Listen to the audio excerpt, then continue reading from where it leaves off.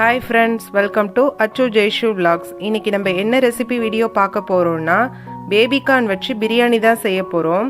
பிரியாணினாலே குழந்தைங்க விரும்பி சாப்பிடுவாங்க. இது போல் டிஃப்ரெண்ட்டாக செஞ்சு கொடுத்தா நல்லா சாப்பிட்டு வருவாங்க. வாங்க எப்படி செய்கிறதுன்னு பார்க்கலாம். நான் இன்றைக்கி இந்த பேபிகார்ன் தான் எடுத்திருக்கேன். பேபிகார்னை இது போல் குட்டி குட்டியாக கட் பண்ணி வாஷ் பண்ணி எடுத்துக்கலாம்.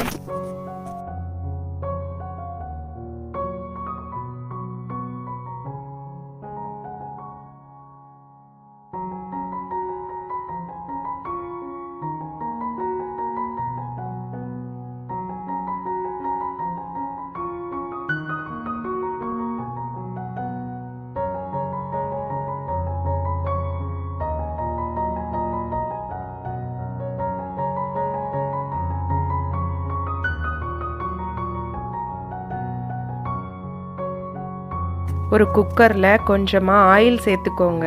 2 ஸ்பூன் நெய் சேர்த்துட்டு பிரிஞ்சி இலை, பட்டை, கிராம்பு, ஏலக்காய் சேர்த்துக்கோங்க. நல்லா பொரிஞ்சு வந்ததுக்கப்புறம் ஒரு பெரிய வெங்காயம் கட் பண்ணி வச்சுருக்கேன், அதையும் இது கூட சேர்த்துக்கோங்க. 2 பச்சை மிளகாய், இஞ்சி பூண்டு பேஸ்ட்டு சேர்த்து நல்லா வதக்கி விட்டுருங்க.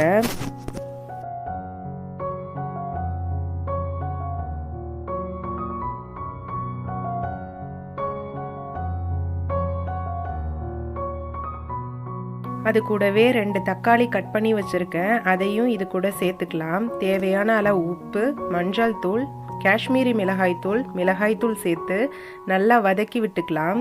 அது கூடவே புதினா இலையும் சேர்த்து நல்லா வதக்கி விட்டுக்கோங்க.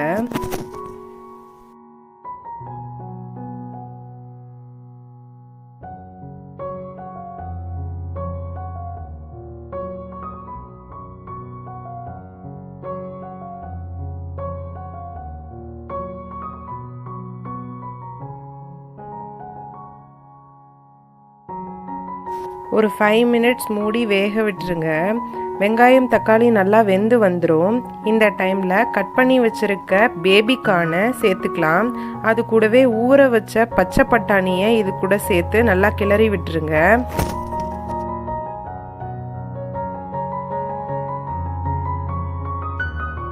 நல்லா கிளறி விட்டு தேவையான அளவு தண்ணி சேர்த்துக்கோங்க. தண்ணி சேர்த்து ஒரு 5 மினிட்ஸ் மூடி போட்டுருங்க. நல்லா கொதி வந்துடும்.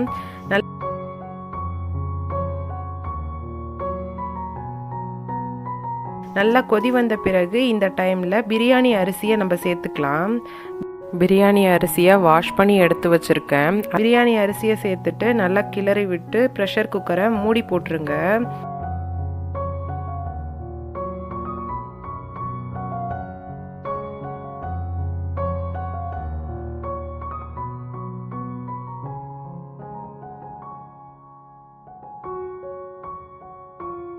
மூணு விசில் வச்சு ஆஃப் பண்ணிடுங்க. ப்ரெஷர் ஃபுல்லாக போனதுக்கப்புறம் ஓப்பன் பண்ணிங்கன்னா சூப்பரான பேபிகார்ன் பிரியாணி ரெடி. டேஸ்ட்டு சூப்பராக இருக்கும். கண்டிப்பாக ட்ரை பண்ணி பாருங்கள். மறக்காமல் நம்ம சேனலை சப்ஸ்கிரைப் பண்ணிக்கோங்க. பாய்.